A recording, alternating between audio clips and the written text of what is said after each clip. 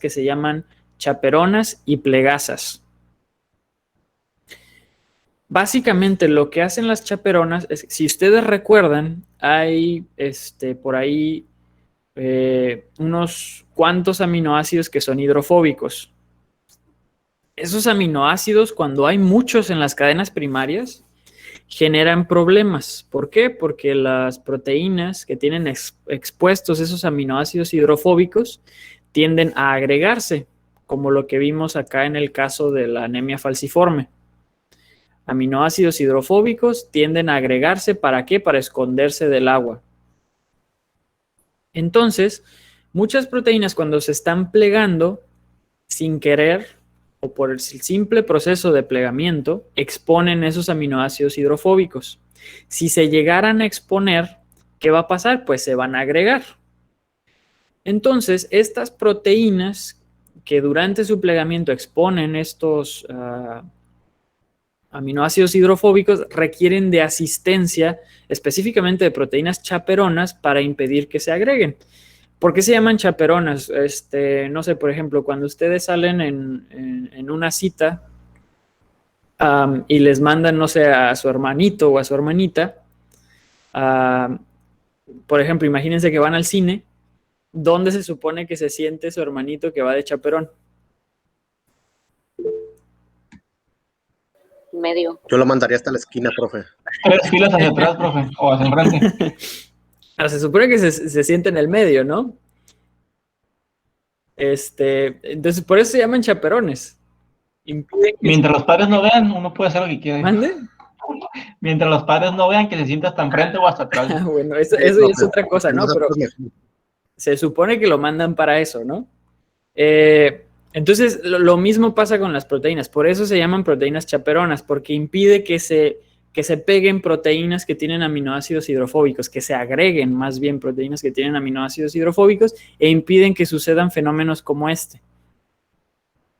¿De acuerdo?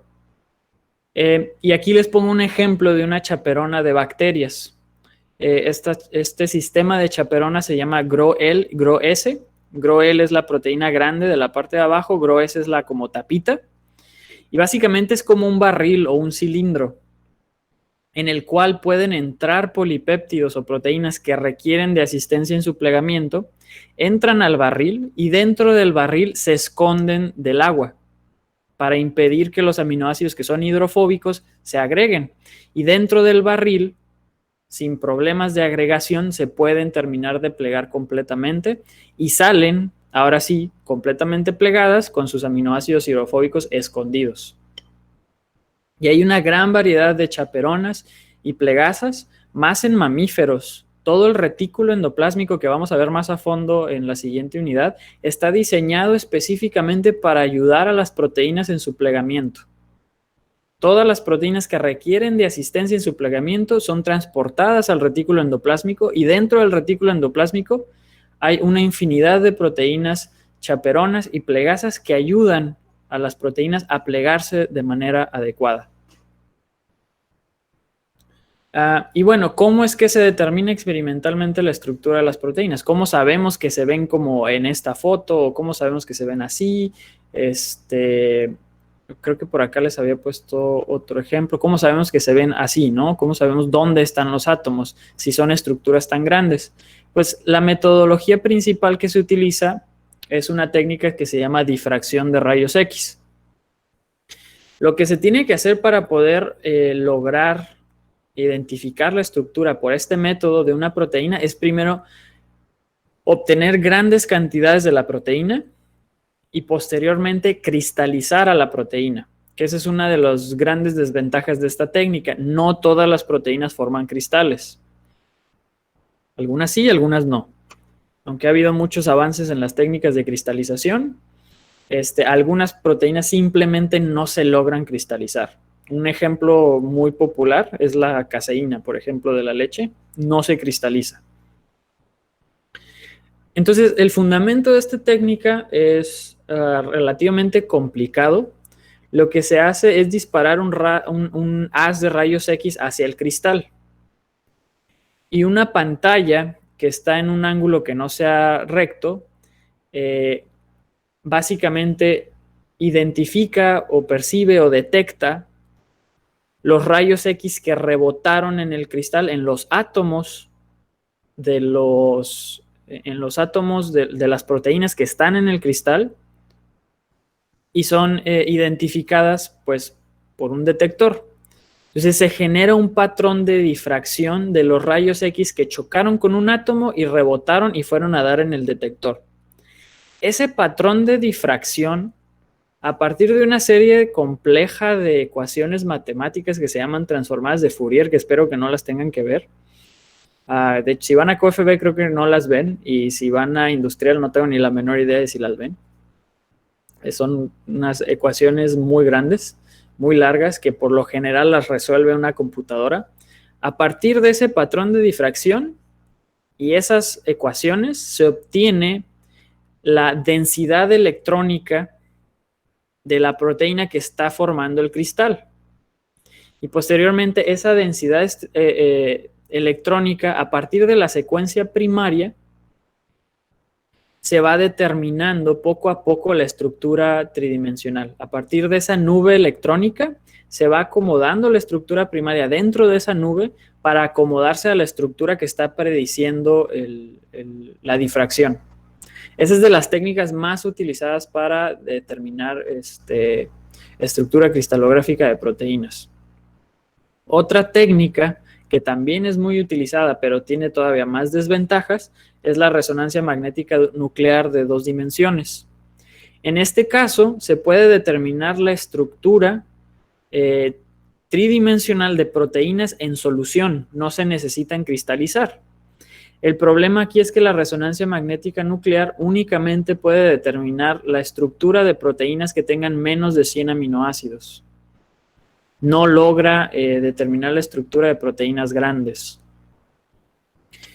Y de hecho, la resonancia magnética nuclear es mejor, tiene mejor resolución. Es más fiable la estructura que se obtiene al final. E incluso te da una idea de cómo se mueve la proteína en solución. En el caso de la cristalografía, a veces la estructura es diferente a cómo estaría en solución por la formación del cristal. Y en el cristal pues no podemos ver cómo se mueve la proteína porque está en estado sólido. En NMR sí se puede.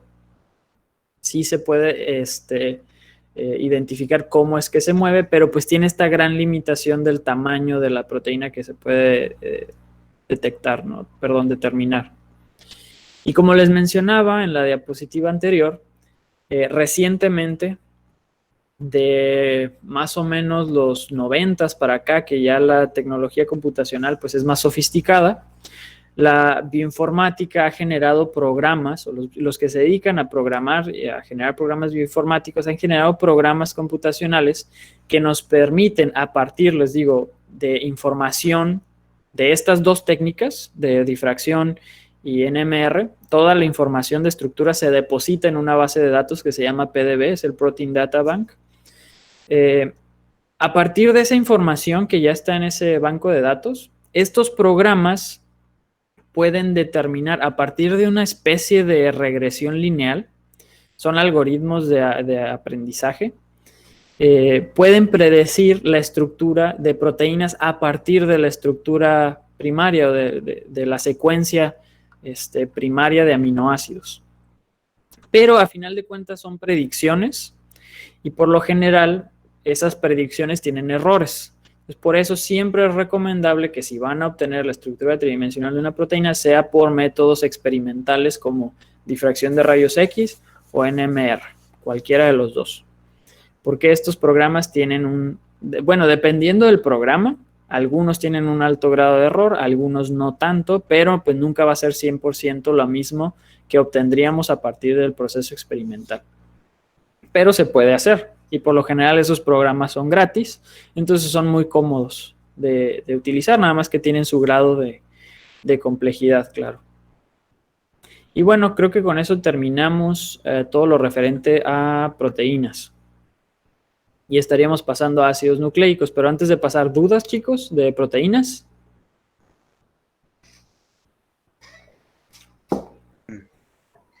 No, profe. Negativo, profesor. Échale. Vale. Entonces pasamos Yo, a ácidos profe, nucleicos. Dígame. El de las proteínas que no se cristalizan, ¿cuál fue el ejemplo que dio? La caseína. La caseína de la leche no se cristaliza. Gracias. De nada. Y bueno, pasamos a ácidos nucleicos. Bueno, la secuencia de aminoácidos de un polipéptido, o sea, de una proteína, está programado en una unidad de herencia que se llama gen.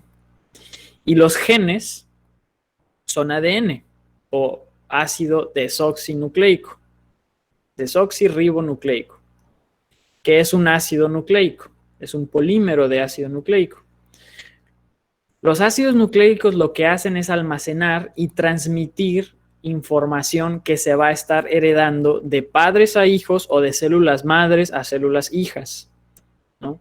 Dependiendo del tipo de organismo, ¿no? Si son unicelulares, pues son de células madre a células hijas. Incluso en un organismo multicelular, como nosotros, nuestras células parentales pues van a producir células hijas también, ¿no? Nuestras células precursoras producen células hijas. Y bueno, existen dos tipos de ácidos nucleicos: el ácido desoxirribonucleico y el ácido ribonucleico. El ácido desoxirribonucleico es el que se hereda, ¿de acuerdo? Cada vez que una célula se divide, copia todo su material genético y le da una copia de ese material genético a la célula hija que se está produciendo. Entonces, las dos son genéticamente idénticas, ¿de acuerdo? Eso es cuando es división de una sola célula. Ya en la reproducción sexual es un poquito diferente. Y el ADN provee la dirección de su propia replicación. O sea, el ADN dicta cómo es que se va a copiar a sí misma. Más adelante vamos a ver a fondo cómo se lleva a cabo ese proceso y cómo es que el ADN dirige su propia replicación. Además, también dirige la síntesis de ARN mensajero, que este es sumamente importante. ¿Por qué? Porque a partir del ARN mensajero que se copia del ADN, es que se le da las instrucciones o que se reciben las instrucciones para generar una nueva proteína. Y de hecho este es el flujo de la información genética. El DNA contiene la información que codifica para las proteínas, pero para ser convertido esa secuencia de nucleótidos en una secuencia de aminoácidos, primero el DNA debe de ser transcrito, se transcribe, o sea que se copia, pero como, no sé, transcribir es como si le copiaran la tarea a su compañero, ¿no? Es la misma tarea, nada más está un poquito diferente. En vez de ser DNA, es RNA. Entonces, por eso se llama transcripción. Pero el RNA mensajero es recibido por el ribosoma o por los ribosomas y es completamente traducido a un idioma completamente diferente. Entonces, por eso se llama traducción. Se traduce una información que viene en forma de ácidos nucleicos a información o a un producto que está formado por aminoácidos. Entonces, por eso se llama traducción. Es como cambiarle completamente el idioma, ¿no? Entonces, transcripción es de DNA a RNA y traducción es de RNA a aminoácidos o a un polipéptido o una proteína. Igual este va a ser tema de estudio de la siguiente unidad, lo vamos a ver también más a fondo. Aquí lo estamos viendo muy por encimita el proceso. Profe, ¿sí me podría repetir el proceso de transcripciones a esto como lo último que dijo? Okay, el DNA se transcribe a RNA mensajero y el RNA mensajero se traduce a un polipéptido utilizando el ribosoma. Oh, ya. Gracias, profe. De nada. Y les decía, este es el flujo de la información genética. Este es el esquema o el diagrama que representa a grandes rasgos el flujo de la información genética. ¿Para qué sirve el DNA? ¿Y cómo es y por qué es tan importante el DNA? Y bueno, ahora vamos a hablar un poquito más, no sobre la función, sino sobre la estructura del DNA o de los ácidos nucleicos en general. Estos van a ser Profe, ¿me podría decir, dígame, perdón, hay dos tipos de ácidos nucleicos? ¿El ácido qué? El ADN y ARN. Ácido No, pero desoxirribonucleico. esos ácidos nucleicos. Ajá, Ácido desoxirribonucleico y ácido ribonucleico.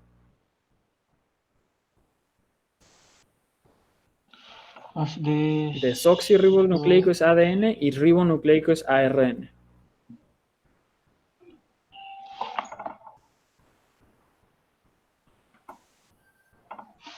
¿Listo? Sí, profe, gracias. Bueno, les decía, vamos a hablar ahora un poquito sobre la estructura. Los ácidos nucleicos son polímeros que se llaman polinucleótidos porque están formados por muchos nucleótidos. Y cada polinucleótido se compone de monómeros que les digo, se llaman nucleótidos. Estos nucleótidos consisten de 3 partes. Una base nitrogenada, que es la parte que normalmente a ustedes les enseñan el nombre de esas bases nitrogenadas. Un carbohidrato, en este caso es una pentosa, o sea, es un carbohidrato de 5 carbonos, y un grupo fosfato. Esa es la estructura básica de todos los nucleótidos que forman a los ácidos nucleicos. Base nitrogenada, una pentosa y un fosfato, que no se les olvide. Y la porción de los nucleótidos cuando no contiene el grupo fosfato, o sea, cuando nada más es la pentosa y la base nitrogenada, recibe el nombre de nucleósido.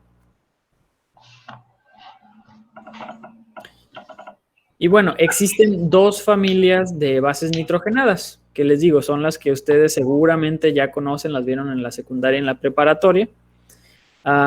Tenemos a las pirimidinas, que son un solo ciclo, es un solo anillo de 6 carbonos. Bueno, no es de 6 carbonos, porque tiene 2 nitrógenos, ¿no? Pero es un ciclo de 6. Y está conformada por la citosina, la timina y el uracilo. Y tenemos a las purinas, que estas son biciclos, o sea, tienen 2 ciclos, uno de 6 y uno de 5. Y en este caso tenemos a la adenina y a la guanina. Me imagino que estos ya los conocían. Entonces, eso es lo que diferencia a los nucleótidos, la base nitrogenada. La pentosa y el fosfato es común para todos. Y con respecto a las pentosas, o al carbohidrato, es diferente en el ADN y es diferente en el ARN. En el ADN, el azúcar es una desoxirribosa, por eso se llama ácido desoxirribonucleico. Y en el ARN es una ribosa nada más, por eso se llama ácido ribonucleico. La diferencia es muy pequeñita, no sé si la alcancen a ver, pero la diferencia está en el carbono 2'. Así es como se cuenta. ¿Se acuerdan? Del lado en sentido de las manecillas del reloj. Entonces esta es la posición 1, 2, 3, 4 y 5. En la posición 2, en la desoxirribosa o deoxirribosa, no tenemos un oxígeno. Por ahí alguien tiene prendido su micrófono, me estoy escuchando doble, chicos. Era Ángel. No, pero no importa. Nada más para que lo apaguen porque me estoy mareando escuchándome doble. Pero bueno, les digo, en la posición 2', en la deoxirribosa o desoxirribosa, cualquiera de los 2 nombres es correcto, no tenemos un oxígeno. De hecho, por eso se llama desoxi, porque no tiene un oxígeno. Y en el caso de la ribosa, en la posición 2' sí está el oxígeno, entonces simplemente se llama ribosa. Entonces, esa es la diferencia entre los 2 tipos de azúcares en el ADN y en el ARN. Y eso es lo que, pues básicamente cambia el nombre y le permite a la célula diferenciar entre ADN y ARN. Ese simple oxígeno en la posición 2'. Así es como se enumeran los carbonos en la pentosa del ADN, para que lo vayan recordando. Es 1', 2', 3', 4', 5'. Es una pentosa de 5 carbonos y siempre se le pone la apóstrofe aquí arribita que significa primo. Y bueno, los nucleótidos adyacentes se unen mediante enlaces covalentes entre los grupos OH del carbono en la posición 3' con un grupo fosfato en la posición 5' del siguiente nucleótido. Déjenme ver si tengo una imagen donde se pueda ver mejor. Recuerdan que aquí en la posición 3' hay un OH y en la posición 5' hay un fosfato. Entonces no se les olvide eso. Les digo que los enlaces covalentes de la estructura del ADN se forma entre el fosfato, que está en la posición 5', y el OH, que está en la posición 3'. Entonces se forma un enlace fosfodiéster en el caso de la estructura covalente del ADN o el esqueleto del ADN. Lo que es igual para todos los nucleótidos es lo que forma el esqueleto. Entonces, no sé si alcanzan a ver, pero pues aquí está el 3' OH. Aquí no está formando enlace, ¿no? Pero aquí está el carbono 5' y en el carbono 5' está el fosfato. Y el fosfato se está uniendo al OH que está en el 3' que está aquí. Y el 5' de esta pentosa se está uniendo al 3' OH de esta pentosa. Y así en adelante. Entonces, la cadena de ADN tiene una direccionalidad. Siempre va de 5' a 3', ¿no? Entonces, esta cadena va de 5 a 3, de 5 a 3, de 5 a 3. Y la cadena contraria se dice que es antiparalela. Contiene la misma información, pero en sentido inverso. Y podemos ver que va en sentido inverso, va de 5 a 3, 5 a 3, 5 a 3. Entonces la direccionalidad es inversa. Entonces por eso se dice que las dos cadenas de ADN que se unen por puentes de hidrógeno, que se forman por las bases nitrogenadas, son antiparalelas. Las dos van en sentido contrario. Entonces, una molécula de ADN, les decía, posee dos cadenas de nucleótidos que se entrelazan formando una doble hélice y ese entrelazamiento y la doble hélice se forma por esos puentes de hidrógeno que forman las bases nitrogenadas entre sí. Entonces, la timina siempre se une con la adenina y la guanina siempre se une con la citosina y no se pueden intercambiar. T siempre se une con A, G siempre se une con C. T y A, o timina y adenina, forman exactamente dos puentes de hidrógeno y no puede formar puentes de hidrógeno ni T con C, ni T con G, ni A con C, ni A con G. Solamente se pueden formar esos dos puentes de hidrógeno entre T y A. Y guanina y citosina forman tres puentes de hidrógeno.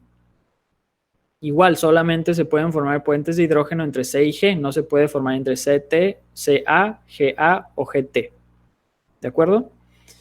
Eso es lo que entrelaza a las dos cadenas de ADN, que recuerden son antiparalelas y por lo que les acabo de mencionar son complementarias.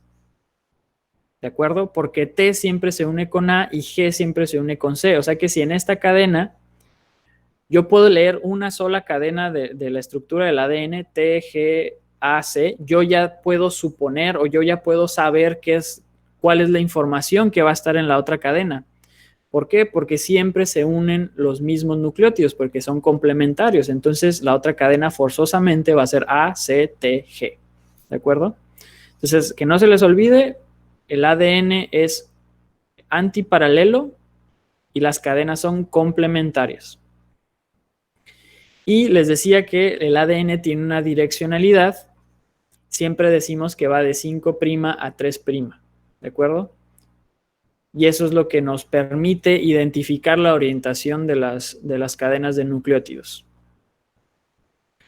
Y creo que eso es lo más importante con respecto a ADN. Con respecto a ARN, es importante mencionar que el ARN es de cadena sencilla. No tiene cadena complementaria ni tiene cadena antiparalela, es una sola cadena. Entonces no forma la estructura de hélice convencional que ustedes conocen para el ADN. El ARN sí adopta estructuras tridimensionales que dependen de la secuencia, pero esas las vamos a analizar un poquito más adelante, las estructuras que se pueden formar, porque de hecho vamos a ver RNA de transferencia y el RNA de transferencia tiene una estructura tridimensional funcional que le permite pues ayudar en el proceso de traducción del ARN mensajero, pero les digo, no los quiero hacer bolas con eso lo vamos a ver más adelante. Lo importante aquí es que el ARN es de cadena sencilla y otro dato importante es que en el ARN no hay timina. En el ARN todas las timinas son reemplazadas por uracilo, que de hecho ambos son sumamente similares, solo hay unas pequeñas diferencias, por ejemplo, este metilo en este carbono y la posición del doble enlace del oxígeno también cambia de posición, pero son bases nitrogenadas pues sumamente similares, ¿no? Si las vemos aquí, la única diferencia es el metilo en esta posición. Igual, ese uracilo le permite a la célula poder diferenciar ADN de ARN. Y bueno, finalmente, pues esta secuencia lineal de nucleótidos de ADN es heredado de padres a hijos. Esa complementariedad de ambas cadenas es la que permite que ocurra un proceso de copiado de una sola cadena de ADN para producir dos. ¿Por qué? Porque si separamos a las dos cadenas del ADN y empezamos a agregar los nucleótidos complementarios para una sola cadena, pues al final nos vamos a quedar con la misma información. ¿Por qué? Porque es complementaria. Entonces, esa complementariedad, el hecho de que ya sabemos qué nucleótido sigue o qué nucleótido se debe de unir a qué nucleótido, es lo que le permite a la célula poder copiar de forma fidedigna todo su material genético y poderlo heredar el mismo material genético que tenía la célula madre. Aunque, pues, en este proceso de copiado, la célula se puede equivocar o puede haber factores medioambientales que hagan que la célula se equivoque y se introducen mutaciones. Algunas mutaciones son malas, algunas mutaciones son buenas. Depende del medio ambiente y del beneficio que le pueda presentar al organismo la mutación. No todas las mutaciones son malas. De hecho, las mutaciones son las que dan origen al proceso evolutivo, que eso lo vamos a analizar a fondo en la tercera unidad cuando veamos evolución darwiniana. Y bueno, este proceso de copiado y herencia nos permite relacionar especies, ya que si encontramos similitudes en el ADN, significa que deben de ser pues cercanas, al menos a nivel evolutivo. De esta manera también es como se puede identificar, por ejemplo, no sé si han visto esos análisis de ADN que promueven mucho en línea, en el que les dicen que pueden decirles de dónde proviene su herencia. Que les dicen, por ejemplo, qué tanto porcentaje son asiáticos, qué tanto porcentaje son afroamericanos, qué tanto porcentaje son europeos, cosas así. No es donde Sí los había escuchado, pero no los había visto. Pues eso se logra gracias a este proceso, a que la información pues se mantiene relativamente constante en ciertas poblaciones. Entonces se puede, por ejemplo, analizar el ADN de la población, no sé, europea, se tiene más o menos una idea de cuáles genes son representativos de esa población, y si ustedes se van y se hacen el análisis y resulta que tienen ese gen representativo de la población europea, seguramente tuvieron algún familiar en su árbol genealógico que fue de ese lugar. Lo mismo aplica para cualquier otra etnia. ¿De acuerdo? Más o menos así es como se hacen los análisis de descendencia, ¿no? Pero su mayor aplicación es en la determinación de la relación evolutiva entre especies. Y de hecho así es como se ha llegado a determinar, por ejemplo, cómo es que surge la célula eucariota. Y se sabe que la célula eucariota surge porque dos tipos de células primordiales, que son las arqueas y las procariotas, generaron una relación simbiótica. Más adelante vamos a ver también qué es simbiosis, pero es una relación que beneficia a ambos, ¿no? Generaron una relación simbiótica en la cual la arquea fagocitó a la bacteria y la bacteria empezó a vivir dentro de la arquea, protegida del medio exterior, y le proveía de un beneficio a la arquea. La arquea necesitaba energía y la bacteria que vive adentro de la arquea le da energía en forma de ya sea un cloroplasto o una mitocondria. Entonces eso nos permitió, todo este análisis de procesos evolutivos nos permitió identificar cómo es que surgió esa relación simbiótica, porque podemos analizar el ADN de bacterias y los podemos comparar con el ADN de cloroplastos o mitocondrias y sabemos que son sumamente similares. Y también hay similitudes entre el ADN de arqueas y el de las células eucariotas. Simplemente que este proceso de simbiosis llevó a la formación de pues diferentes organelos para poder separar el material genético de la arquea del de la bacteria y pues que no se mezclaran, ¿no? Pero bueno, así surge la eucariota. Sabemos que así surgió por los análisis evolutivos y eso fue lo que dio un origen a una gran diversidad de diferentes reinos, ¿no? Del reino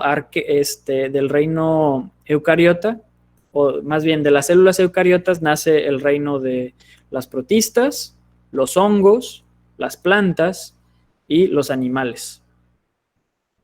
En el reino monera es donde están las arqueas y procariotas, que son las células más antiguas que se conocen, existen en la Tierra. Fueron las primeras células que existieron en la Tierra, de hecho. Y estas han evolucionado poco a poco a dar origen a la eucariota, y la eucariota pues dio origen a un montón de reinos diferentes, a un montón de formas de vida diferentes, pero todas están relacionadas pues a esas células primordiales, y lo sabemos por este mismo análisis evolutivo. Y bueno, con esto más o menos terminaríamos todo lo referente a macromoléculas, y con esto estaríamos terminando entonces la primera unidad. Me gustaría dedicar estos 20 minutos que nos quedan de clase para resolver cualquier duda de cualquier tema que tengan hasta el momento. Entonces, adelante, chicos, con dudas.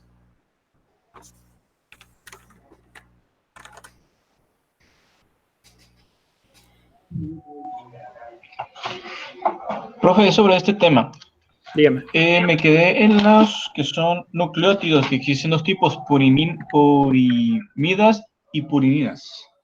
Son pirimidinas y purinas. Ah, ok.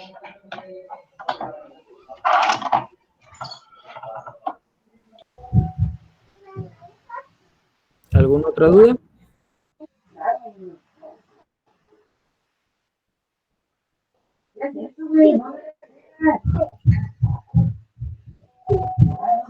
Profe. Dígame.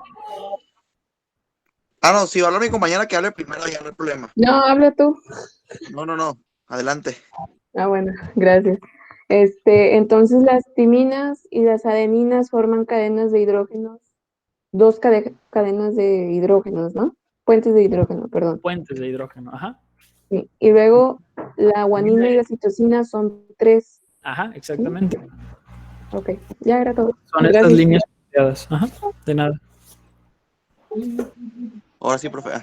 Les decía, respecto a la mutación en el ADN, suponer las personas que tienen heterocromía, ¿es una mutación buena o mala o algo así? ¿Qué es? Pues, si es buena o mala, pues no es mala. No les produce ninguna desventaja. Tal vez les produzca alguna ventaja con respecto a su aspecto, pero no tiene desventajas la heterocromia, que yo sepa.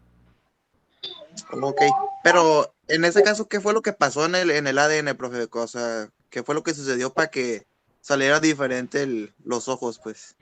La persona porta dos genes diferentes para dos colores de ojo. Es como uno de la mamá y uno del papá, ¿o cómo? Ajá, sí. Ok. Y se están expresando los dos. O sea, está prendido el gen, no sé, pero suponiendo que tiene ojos verdes y café, uno verde y uno café, en un ojo se está Sí. expresando el gen para color verde y en el otro ojo se está expresando el gen para color café.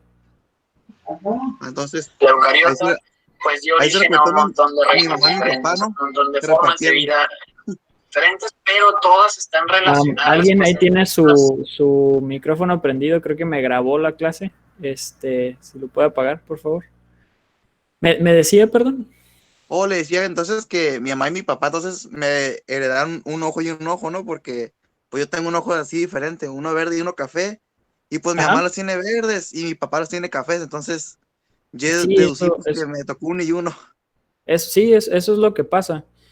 Nada más que por lo general el color café es dominante. Eso lo vamos a ver también más adelante ya que lleguemos a genética. Hay ciertos genes que son dominantes.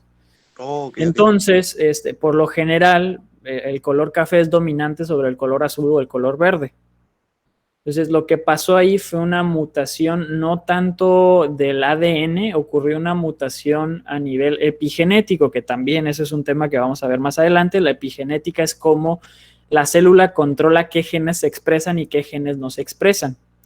Por lo general, si usted heredó los dos colores, el gen verde y el gen café, por lo general el café es dominante sobre el verde y sus dos ojos deberían de ser cafés. Pero ahí pasó una mutación, le digo, epigenética, en la cual las células de un ojo decidieron expresar el color verde y las células del otro ojo decidieron expresar el color café. Entonces no es tanto una mutación a nivel ADN, es una mutación a nivel del control de la expresión de los genes. Ok, profe, gracias. De nada. Profe, Dígame. ¿podría explicarme como un pequeño, pues un poco mejor los fosfolípidos? Es que no me quedaron como muy claros. O sea, sí. Las partes de los fosfolípidos, o su función, o qué parte de fosfolípidos.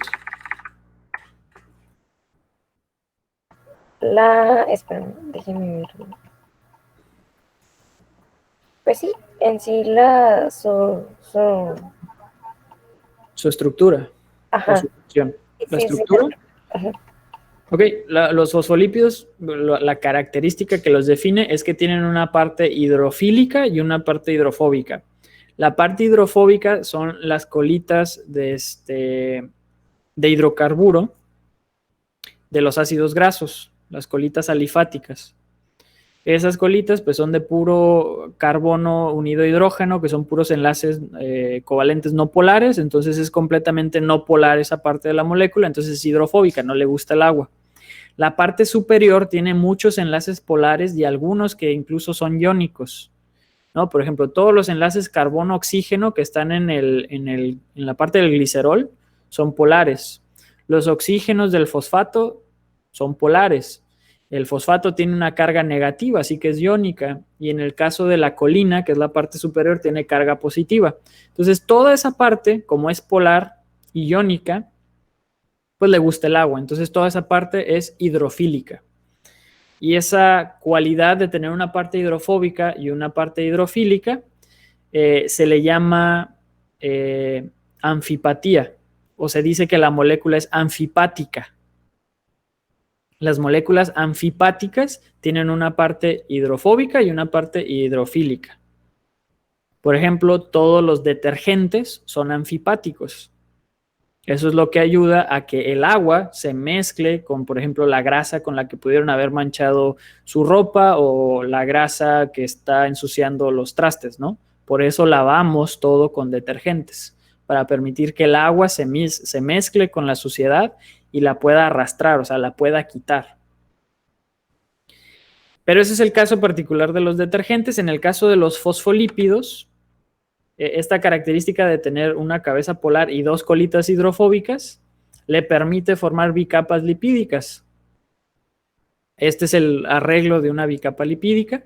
Las colitas se orientan de tal manera que están en contacto unas con otras y las cabezas hidrofóbicas quedan expuestas a solvente. Y de hecho, esta es una de las razones por las que existe la vida en la Tierra, como les había mencionado. Gracias a estas bicapas lipídicas es que la célula puede delimitarse. Sin la bicapa lipídica seguramente no existiría la vida en la Tierra como la conocemos. Ya me No sé. queda un poco más ¿Sí? claro. Sí, Perfecto. gracias. Chicos, ¿más dudas?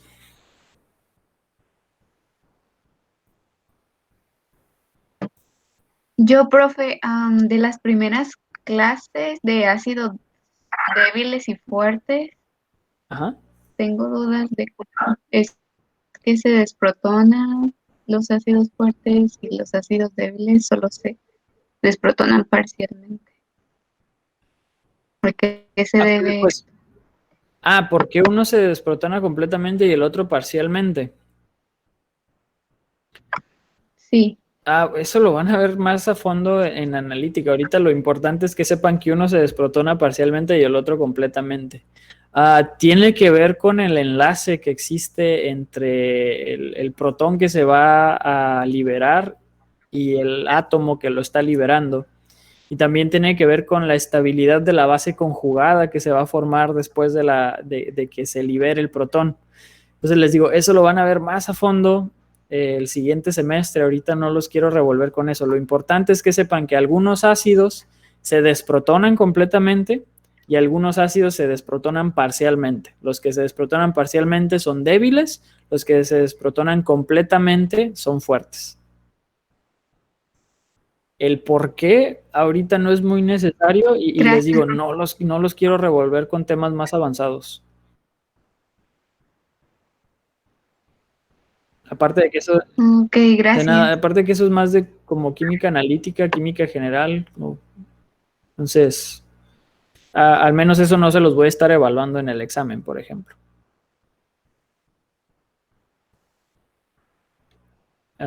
Bueno, ¿alguna otra duda?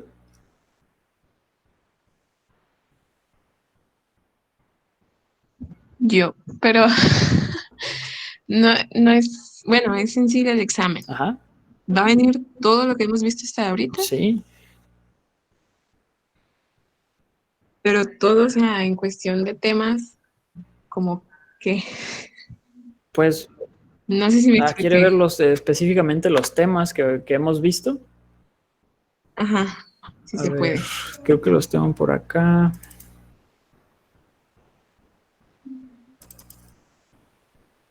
Aquí están los temas que vimos. Contexto químico de la vida, agua en el contexto biológico, carbono y la diversidad molecular y estructura y función de las macromoléculas. Ok. Sí, está bien. De Gracias. nada. ¿Alguna otra duda?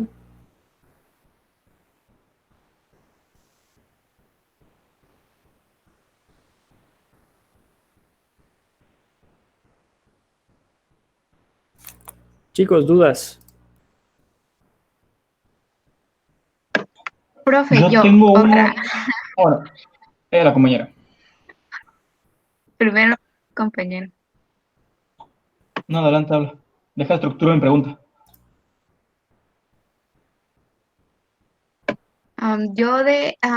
En el libro nos podemos ayudar para lo del examen. Sí, esos temas vienen en el libro. Ok, solo era eso. Esos 4 temas vienen en el libro, ahí los pueden estudiar un poquito más a fondo. Ángel, creo que me iba a preguntar algo. Sí, ustedes en el tema que vamos a ver ahorita que dijo el DNA se transmite a un RNA mensajero y el RNA mensajero, ¿a qué se transmite? A una cadena polipeptídica o una proteína. ¿No? De DNA a RNA y de RNA a proteína.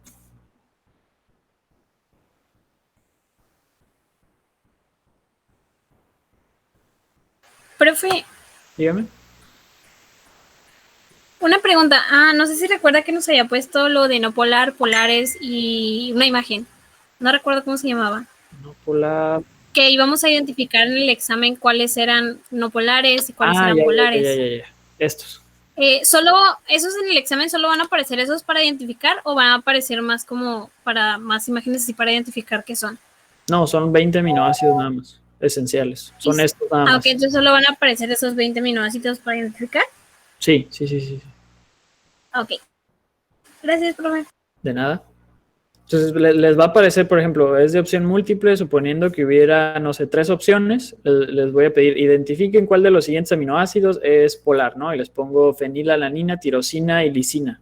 Ustedes deberían de elegir en ese caso a la tirosina, porque de los 3 es el único que es polar.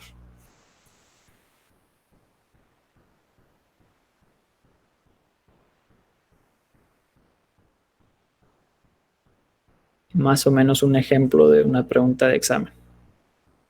Ok, muy bien. ¿Alguna otra duda?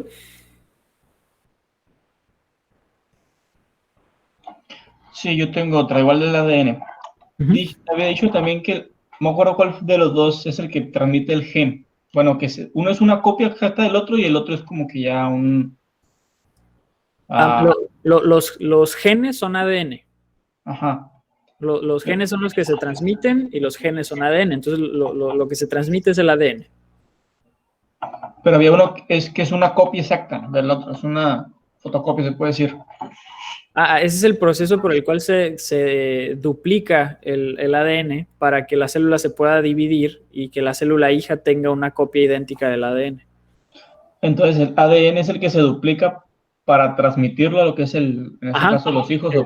El ADN se copia a sí mismo por un proceso que vamos a analizar más adelante para poder heredar una copia a una célula hija. ¿Y el ARN? El ARN, ese se transcribe para producir proteínas. Pero es muy diferente a como ya estaba hecho. ¿O es igual? ¿Se transcribe igual? Que si es diferente el RNA al DNA. No, esos son diferentes, pero el ADN es el que se fotocopia o es una misma copia para transmitir, y el RNA se transcribe, o sea, que los dos se transcriben igual. No, el ADN no se transcribe, el ADN se copia. El RNA se transcribe porque se cambia un poquito la estructura de la molécula. Importante, no se hereda, el RNA no se hereda. Ok, entonces el ARN es el que uno mismo genera, pues. Que es como el distintivo de cada uno. La célula transcribe el ADN a RNA y se transcribe copiando una de las cadenas de ADN, como en este ejemplo, se está copiando la cadena que va hacia abajo. Si se dan cuenta, tiene la misma información y se utiliza como molde a la cadena opuesta. Entonces, esta cadena tiene la misma información que esta, pero se cambia la timina por uracilo, ¿no?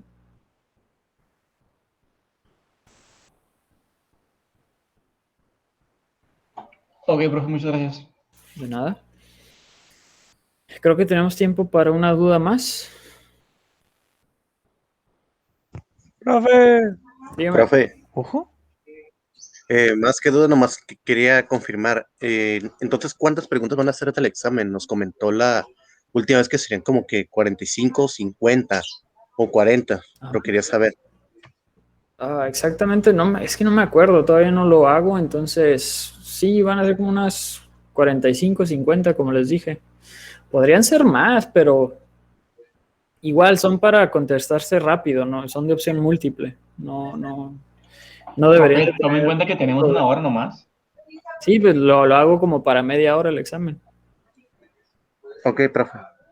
Ya, si se van a poner a hacer trampa, esa es otra cosa. En teoría ya deberían de haber estudiado, leen la pregunta y nada más escogen la respuesta y ya. Entonces, si estudiaron el examen está para media hora, más o menos. Siempre los hago más o menos para media hora. El problema es cuando quieren hacer trampa, por favor no hagan trampa. No se pongan a buscar en internet, no se pongan a buscar en el libro, no se pongan a buscar en sus apuntes. Por eso es que les pido que prendan la cámara. ¿Ya les había dicho lo de prender la cámara? Sí, profe, ya nos había dicho eso. Sí, profe, ya lo había dicho. Es para eso. Sí, profe. ¿No? E incluso me doy cuenta cuando se andan cambiando de páginas en la computadora porque cambia la intensidad de la luz de su pantalla, entonces me voy a dar cuenta también si se están cambiando de páginas. En teoría, cuando estén haciendo el examen, únicamente deben de estar en la página del examen, no tienen que estarse cambiando para nada. Entonces, traten de ser lo más honestos posibles. Lo importante es que aprendan, ¿de acuerdo? Entonces, estudien muy bien para que aprendan bien y que les vaya bien en el examen. Pero bueno, eso ya es aparte. No sé si tengan alguna otra duda. Por mi parte, no, profe, gracias. ¿No? Bueno, los que ya no tengan dudas se pueden retirar. Si alguien todavía tiene dudas, nos podemos quedar todavía un ratito. Profe, Dígame. al principio usted nos había dejado que un apunte, o sea, que diga, como que firmáramos algo al principio. Ajá. Eso va a valer 20%. No, la tarea se las voy a dejar yo creo que mañana. Ahorita ya no alcanzo a comentarles sobre la tarea, pero les va a aparecer por ahí una tarea en Classroom que van a tener todo el fin de semana para hacer y se va a entregar el martes. Excelente. El 20% es de tareas. Entonces, más o menos les voy a estar dejando una tarea por unidad aproximadamente. Y les digo, hoy, más al rato o mañana en la mañana, les estaría publicando la tarea de esta unidad que les va a servir, les digo, para estudiar para esta misma unidad. Excelente, profe. Entonces ya con eso, ya con la tarea ya estamos listos. Básicamente, ajá. Básicamente. Excelente, profe. Dígame.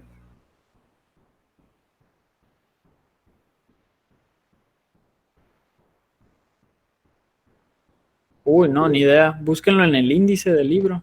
Ahí debe de venir. Como hasta el capítulo 5, ¿no? Profe? No me acuerdo, la verdad. Tengo rato sin abrir el libro. La tarea no se hace en cuaderno, la van a hacer a computadora para entregarla por Classroom de manera digital.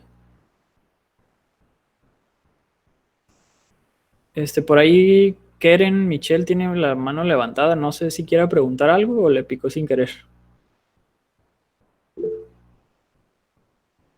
¿Alguna etiqueta para la tarea? Las instrucciones van a venir en la tarea cuando se las publique.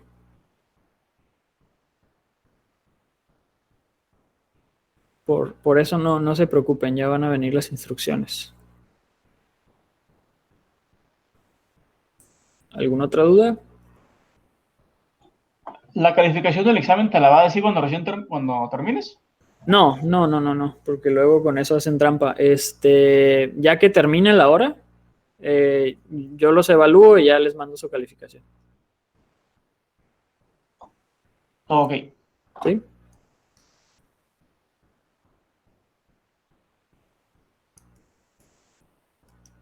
¿Más dudas, chicos? Profe. Dígame. ¿Qué es un átomo electronegativo? ¿Qué es un átomo electronegativo? Es un átomo que atrae electrones. O sea que su carga es más negativa que positiva. Es parcialmente negativa. Ajá. Ok. Y tiene que ver con lo de los cationes y aniones y eso, ¿no? Bueno, ahí ya los cationes y aniones son compuestos que ya se robaron un electrón o se dieron un electrón. El catión no sería electroatractor, es electrodonador. El anión es electroatractor.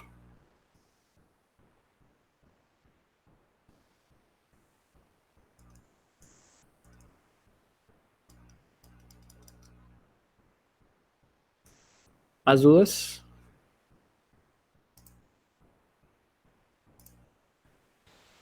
Pues bueno, si no hay dudas, chicos, sería todo por el día de hoy. No sé si me iba a preguntar algo. ¿No? Lo aprendí sin creer, perdón. Ok, no se preocupe. Pues sería todo por el día de hoy y nos veríamos el lunes y el lunes podemos seguir resolviendo dudas si todavía las tuvieran. Si no tienen dudas, pues empezamos con tema nuevo y el martes entregan la tarea antes del examen y pues presentan el examen como tal. Perfecto, profe. Ok, profe. Salud, chicos, hasta luego. Gracias, profe. Cuídense. Gracias, profe. Gracias, profe. Profe. Mande. Nada, que tenga un bonito día, pues. Igualmente. Hasta luego. Nos vemos.